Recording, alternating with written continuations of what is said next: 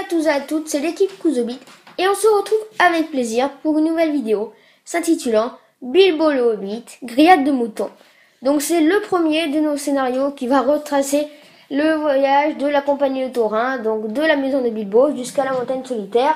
Pour plus d'informations, passez voir notre vidéo Bilbo le Hobbit, présentation de notre premier. Alors, donc, ce premier scénario opposera la compagnie de Thorin cul de chêne, à savoir Thorin cul de chêne, Balin, Dwalin, Fili, Kili, Oin, Gloin, Ori, Nori, Dori, Bifur, Bofur, Bombur et Bilbo Saké, à William ou Bill, comme vous voulez, Tom et Berthe. Donc, une petite note, Thorin n'a pas encore Oxrix, l'Hobbit n'a pas encore la Nonida, aucun membre de la compagnie de Thorin chevauche un poney, car Bilbo il va trouver son épée d'art dans le refuge des trolls, ainsi que Thorin va trouver Oxrix et Gandalf Glamdring, et quant à l'anneau, il le trouvera dans le repère des gobelins. Et les nains ne sont pas non plus à poney, car c'est les trolls qui ont pris les poneys des nains. Alors pour les positions de départ, les trois trolls débutent la partie à moins de 3 pouces du feu de camp central, voilà, qui est inclus dans la boîte que nous avons achetée. Le Hobbit, le joueur du bien en place, le Hobbit à 3 pouces ou moins de William, alias Bill, et qui lie au contact de n'importe quel bord de table. Nous avons ici choisi de le placer sur le bord de table est. Ouest. Cela n'a pas beaucoup d'importance car le feu est censé se trouver au milieu, donc la distance est équivalente partout. Et les autres nains ne sont pas encore là, ils entreront plus tard. Donc ils entreront en tant qu'enfants. Les objectifs. Alors, les trolls gagnent si tous les nains sont emballés dans des sacs ou morts à la fin d'un tour. Donc après, il faut se référer aux règles spéciales des trolls, page 189. Les nains l'emportent s'ils tuent tous les trolls avant le lever du soleil.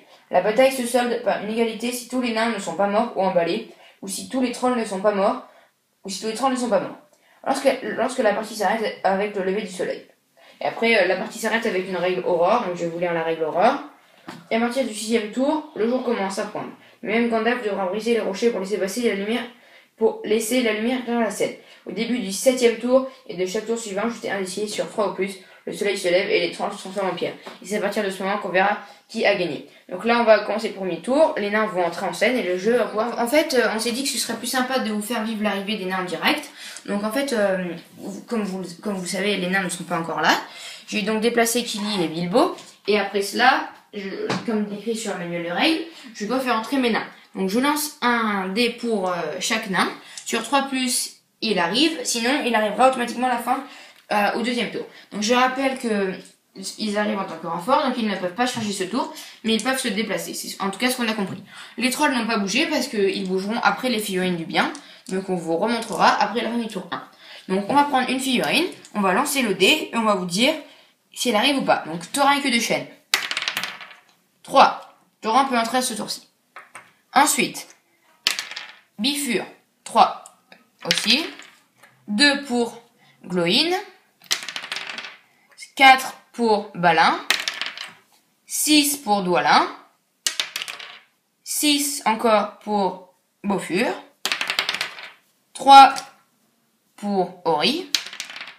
3 pour Bombur. Donc pour l'instant, je vais relancer mes dés. Étant donné qu'il y a 15 membres dans la compagnie de Thorin, si je me trompe pas, 13 nains non, 14 parce qu'il n'y a pas Gandalf, et qu'il y en a déjà 2 placés, il me faut que je lance 12 dés. Je viens de lancer 8 dés, donc j'en lance encore 4, voilà. Ensuite, pour Dori, 3. 3 encore pour Fili. 5 pour Oin. Et 1 pour Nori. Donc pour l'instant il n'y a eu que 2 échecs si je ne me trompe pas chez les nains, Gloin et Nori. Le reste de la compagnie peut entrer, j'ai eu pas mal de chance. Donc ensuite là, les trolls vont bouger, même s'il n'y aura pas grand chose à faire, on vous retrouvera pour la fin du tour 1. Donc j'ai fait un pivot avec les 3 trolls pour qu'ils aillent sur les nains, qui n'ont pas pu bouger puisqu'ils ont fait la règle spéciale chargée. Donc qui se trouve dans le scénario que nous vous avons fait, excusez-moi, en live tout à l'heure. Donc après, il ne reste plus que 2 nains qui pourront rentrer au tour suivant. En fait, finalement, il n'est pas dit que les nains arrivent en tant que renfort.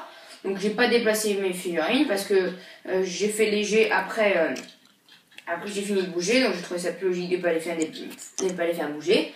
Donc pour le tour suivant, les figurines du bien pourront bouger, à part deux d'entre elles. Et donc ce sera à partir du tour 3 que la compagnie sera au complet et pourra se déplacer. Pour la fin de ce tour 2, il ne s'est pas passé grand chose. J'ai avancé ma compagnie avec Bilbo qui essaie de semer les trolls, mais en même pas un tour il le rattrape.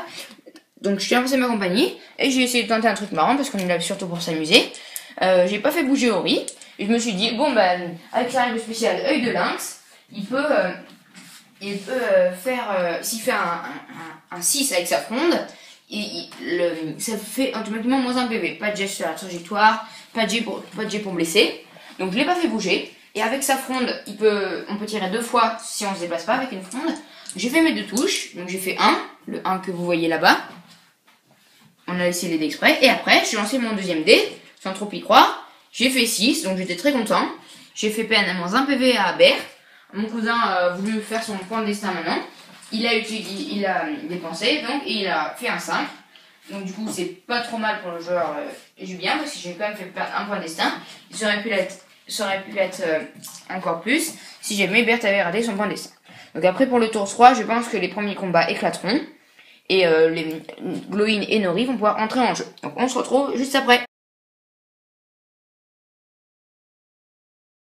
Voilà, donc à la fin de ce tour, si on vous montre Berthe isolée, donc c'est parce que malheureusement, comme il y avait beaucoup de héros contre lui, puisqu'il y avait Taurin, Dwalin, Bifur et Bofur, il a succombé à ses blessures en un tour de combat. Alors en fait, je vais vous expliquer un peu plus en détaillé.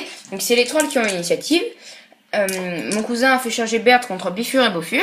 Moi j'ai amené Taurin et Dwalin contre Berthe, qui ont réussi leur test de bravo. Car les trolls causent la terreur. Ensuite on a lancé. J'ai fait mon cousin donc au plus haut a fait 5. Berthe a de combativité 6. Et Taurin ainsi que Dwalin aussi. Donc moi j'ai lancé Taurin et Dwalin.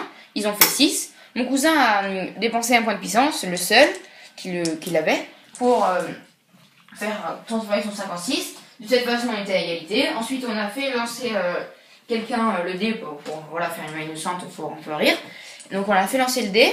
Donc, sur 1-3, c'était le mal, donc mon cousin qui gagnait le combat. Et sur 4-6, c'était le bien. Donc, celui qui a lancé le dé a fait 6. Donc, du coup, j'ai gagné. Et après, avec mes 10 attaques, je crois que si je me trompe pas, j'ai tué Berthe parce qu'il avait déjà dépensé son point de destin. Ensuite, donc, Tom, je crois, a perdu un PV avec Ori qui a continué. En fait, j'avais fait un 5. Et j'ai utilisé le point de destin, ce qui a annulé la perte de PV. Car j'avais utilisé un point de puissance pour transformer mon 5 en 6. Faire le pareil qu'au tour d'avant. Et ici, Tom a été repoussé. Car... Bill, plutôt. Oui, excusez-moi. Bill ou William a été repoussé. Car il a fait au maximum... mon cousin a fait des jets piteux. Il a fait 2. Donc du coup, moi après j'ai relancé, j'ai fait un 5 au maximum. Et après ça m'a permis de lui enlever 2 PV, donc 2 touches. En fait j'avais fait 2 5, je devais faire un 6. J'ai dépensé 2 points de puissance parce que je me suis dit, vaut mieux les éliminer le plus rapidement possible. Au pire tu récupéreras des points de puissance à la fin du scénario. Donc mon cousin a utilisé un point de destin qu'il a réussi. Du coup ce qui fait que les 2 trolls qui restent, il y en a un avec ses 3 PV mais plus de points de destin. Et un avec 2 PV et plus de points de destin. Donc je suis un peu en mauvaise posture, mais après c'est sûr que ces scénarios sont quand même faits pour que le camp du bien gagne, puisque sinon, si les points étaient pareils, ça serait compliqué pour la compagnie de Taurin de faire tout le voyage. Donc on se retrouve à la fin de ce tour 4. Donc Tom a chargé pas mal de nains, et ensuite il a été chargé par d'autres nains par la suite. Donc ça fait qu'il avait dans le combat la moitié presque de la compagnie de Taurin sur lui. J'ai après réussi à faire un 6. Donc du coup, au jeu pour duel, comme Tom a une combativité de 7, aucun nain n'a la même combativité. Donc j'ai gagné le combat. J'ai ensuite choisi de faire l'attaque brutale, excusez-moi, les réduire en bouillie. Donc ça fait que toutes les figurines impliquées dans le combat, ennemies bien sûr, subissent une touche de F7. Et les survivantes sont jetées à terre. Donc bien sûr, les nains ont tous résisté, puisque une touche de F7 par nain ne suffit pas à les tuer, puisqu'ils ont plus d'un seul PV. Donc là, ils sont tous jetés à terre, donc au prochain tour, ils ne pourront que se relever. Alors je précise quand même qu'il y a des nains qui ont eu des PV en moins. Donc Dwalin, je n'ai pas utilisé de point de destin parce que bon, il en a quand même il a deux points de destin, puis après il a encore 2 PV je crois, donc je me réserve un peu pour plus tard. Ori, il a perdu un PV mais lui j'ai utilisé un point de destin au cas où. Et Bifur a perdu un PV mais j'ai pas utilisé le point de destin. Au contraire, ça pourrait presque m'arranger parce que Bifur, dès qu'il est réduit à un point à un PV, peut utiliser une action héroïque par tour sans que cela entame sa réserve de points de puissance. Mais par contre, seul Bifur peut bénéficier les effets de cette action héroïque. Donc par exemple, je pourrais faire une frappe héroïque pour augmenter ma valeur de combativité et avoir une chance de battre Tom, ou même faire un combat héroïque, ou voilà, vous avez compris. Et ensuite, pour ce combat-ci, c'est Bill, moi j'ai fait un 5, non, un 6, oui voilà, j'ai fait un 6 avec Oin je crois, et Bill avait fait 4 maximum, il a dépensé 2 points de puissance, et du coup il a gagné le combat, et ensuite il a emballé Dolin dans un sac, donc elle est paralysée. Pas Dolin. Balin, excusez-nous. Donc il a un petit dé pour le symboliser. Donc elle est considérée comme paralysée, c'est-à-dire qu'elle ne peut pas bouger sauf pour être repoussée lors d'un combat. Elle divise par deux ses caractéristiques de combat et d'attaque à un niveau supérieur. Et elle ne peut porter aucun coup si elle gagne un combat. Donc je crois que ça, peut-être il y a d'autres règles. Donc ensuite on se retrouve pour la fin du tour 5. Donc je vous rappelle qu'au début du 7e tour, on doit lancer un dé pour savoir si la partie s'arrête. Et si l'un des deux camps n'a pas fini de remplir les objectifs, cela se solde par une égalité. Donc moi, mon objectif quand même dans ce scénario, je tiens à le préciser, c'est surtout en fait d'affaiblir les nains pour par la suite, dans d'autres scénarios, pouvoir peut-être gagner, puisque je sais très bien que c'est pas avec 3 trolls que je réussirai à réduire à 0 la compagnie de Taurin. Pourtant, ce qui est mon objectif.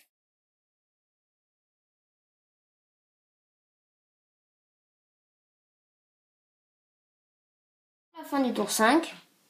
Donc j'ai eu une initiative, j'ai pu relever tous mes nains. Par contre, j'ai pas pu les faire recharger. J'ai essayé de faire charger Beaufur pour prendre Tom et l'occuper un peu, mais ça n'a pas marché, il a encore raté son test de bravoure. Ici, par contre, j'ai pu recharger. Donc j'ai rechargé Bill. Ensuite, donc mon cousin, qui avait encore Tom de libre, m'a rechargé 3 nains, Nori, Kili et Philly. Au niveau des combats, mon cousin a fait un 6 dans les 2 combats, donc j'ai même pas eu besoin de lancer les dés, il a gagné. Et il m'a emballé Glowin et Kili. Donc voilà, pour l'instant ça m'embête un peu parce qu'ils ne pourront plus bouger. Et Glowin est quand même un des meilleurs guerriers. Et du coup, par la même occasion, je commence à remplir mon objectif. Donc l'aube commence à poindre. Là, le prochain tour c'est le tour 6. Et à partir du tour 7, on lance le dé. Peut-être la partie s'arrêtera. Pour l'instant, cela a l'air de se solder par une égalité. À la fin de ce tour 6, Tom est mort. Alors en fait, donc, comme j'ai expliqué, le fait de ne pas avoir utilisé de point de destin pour Bifur m'a permis du coup de pouvoir faire une action héroïque par tour. J'ai eu l'initiative, j'ai fait une frappe héroïque. Donc, non, je sais pas si j'ai eu l'initiative d'ailleurs. Si, je crois que je l'ai eu, oui. J'ai eu l'initiative. Donc j'ai fait une frappe héroïque. Je crois que tous mes... ça a tous marché sauf un. Je crois que c'est peut-être encore Beaufur, je sais plus trop. Bilbo, je l'ai fait se ramener là, mais bon, il sert pas à grand chose. Donc pour ce combat-ci, on va commencer par ce combat-ci, même si je vais un peu dévoiler l'autre. Pour ce combat-ci, il m'a encore gagné parce qu'il a encore fait un 6. C'est le plus fort des trolls. Et il m'a impacté Dory, donc là, je suis un peu mal barré de ce côté-là. Mais bon là, j'ai fait une frappe héroïque avec Beaufur. Et j'ai augmenté ma valeur de combat. Donc j'ai lancé le dé, j'ai fait 5. Oui voilà, 5. Du coup, ma valeur de combat est passée à 9. Oui voilà, c'est ça. À 9, du coup, si je faisais un 6 avec Bifur... le combat était terminé, pour une fois c'était moi qui gagnais. Donc là j'ai fait un 6, Tom était bloqué entre plein de nains, et après avec toutes mes touches sans point de destin, il a succombé. Et donc là par contre j'ai quand même 1, 2, 3, 4 nains impactés, et il ne me reste plus qu'un tour pour tuer Bill. Donc à part si l'aurore ne prendra pas et qu'on fait un moins de 3. Donc, ça on vous expliquera au prochain tour. Donc là la fin du tour 6 est terminée, c'est-à-dire que excusez-moi, c'est-à-dire qu'au début du prochain tour, on va jusqu'à la fin, on va lancer un dé. Sur un résultat de moins de 3, la partie continue. Sinon, sur plus de 3, la partie s'arrête. Et donc, du coup, là, cela se solderait par une égalité. Nous ferons ce jet de dés avec vous.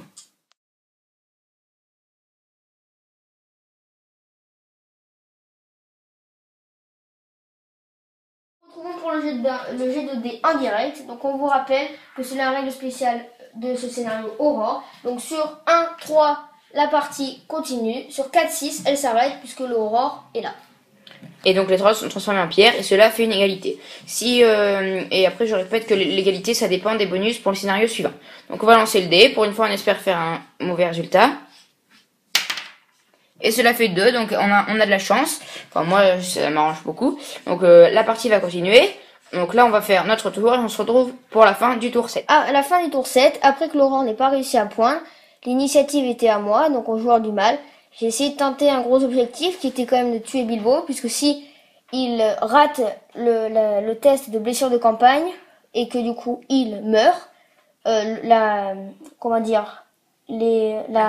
campagne, excusez-moi, s'arrête. Donc du coup j'ai chargé Bilbo avec Bill, et après donc mon cousin m'a contrechargé donc avec plusieurs nains, avec 2 je crois, mais il a pas pu en faire plus puisque à cause de tous les nains emballés, il y avait plein d'obstacles, ce qui faisait que c'était compliqué pour les nains d'avancer vers Bill. Il y a eu donc un combat. J'ai encore fait un 6, ce qui m'a encore fait gagner, sans que mon cousin ait pu lancer les jets de duel. Et j'ai fait le choix d'emballer Philippe. Donc on se retrouve après pour le tour 8. On va vous faire le jet de dés en direct. Si la partie s'arrête, on va vous expliquer comment on va se passer pour tout le scénario suivant. On va vous expliquer en détail les récupérations de points de vie et de points de puissance, de points de destin. Et ensuite, et si par contre la partie continue, on se retrouvera pour le tour 8. Donc maintenant on va lancer le jet pour savoir si la partie s'arrête. Donc on vous rappelle que si ça fait moins si ça fait plus de 3, la partie s'arrête. Si ça fait moins de 3, ça continue. Donc on va lancer le dé. Cela fait 4. Donc la partie s'arrête. On se retrouve tout de suite pour nos choix de récupération et toutes les explications. Je tiens à préciser du coup qu'aucun des deux camps n'a complété les objectifs, donc ça se solde par une égalité. On vous en parlera. Je vais quand même vous répéter, donc on va regarder les objectifs. Mon cousin n'a pas réussi à m'empâter tous les nains ou tous me tuer avant que l'aurore ne pointe. Et moi, je n'ai pas réussi à tuer tous les trolls. Donc la partie seule par une égalité. C'est-à-dire qu'au prochain scénario, aucun des deux camps n'en recevra un bonus. Ensuite, maintenant on va faire les récupérations de points de puissance, de vie, de destin. Donc ici, toute cette portion de compagnie n'a subi aucune blessure, n'a dépensé aucun point. Donc voilà, là il n'y a pas trop de questions à vous poser. Ensuite là, ceux qui en ont subi. Donc qui ont subi soit des blessures, soit qui ont des points de vie, des points de puissance à rattraper. Alors pour chaque scénario, à la fin de chaque scénario, le joueur du bien désigne un très excellent et audacieux compagnon qui va récupérer un des 6 points de vie, de puissance, de volonté ou de destin au choix du joueur du bien. Donc c'est moi qui choisirai. Je peux mélanger les points, faire des points de vie, des points de destin, etc. Mais par contre, je peux pas dépasser la caractéristique maximale. Mettons, s'il démarre avec 3 points de vie, il peut pas finir à 4. Ensuite, le reste de la compagnie gagne un des 3 points de vie, puissance, volonté, destin. Et mon cousin désigne, donc le joueur du mal, un nain ou Bilbo, ou même Gandalf, même s'il n'était pas là, qui est plutôt l'air d'un épicier que d'un cambrioleur. Du coup, le joueur du mal désigne un seul héros du bien qui ne récupère aucun point dépensé. Et ils disent que ça peut être quelqu'un qui n'a pas fait une très grande performance. Donc on va faire tous ces choix donc dans la plus grande honnêteté, parce que moi mon but c'est pas de par exemple choisir celui qui a le plus de points de vie, destin ou volonté à rattraper, c'est d'être honnête pour pouvoir continuer à s'amuser sans se saquer. Alors moi je vais désigner mon très excellent audacieux compagnon par Ori, parce que d'une part, donc d'un choix un peu stratégique, parce que c'est lui qui a le plus de choses à rattraper, un point de destin, un point de puissance, et surtout parce qu'il a fait 2 blessures à sa fronde. Donc voilà, il est désigné très excellent audacieux compagnon. Mon cousin va désigner, je répète, je sais pas si je vous l'ai dit en direct, on fait ça en direct, son plutôt l'air d'un épicier que d'un cambrioleur. Donc moi je vais choisir Bilbo, même s'il n'a rien à récupérer, il n'a vraiment rien fait de la partie à part se déplacer.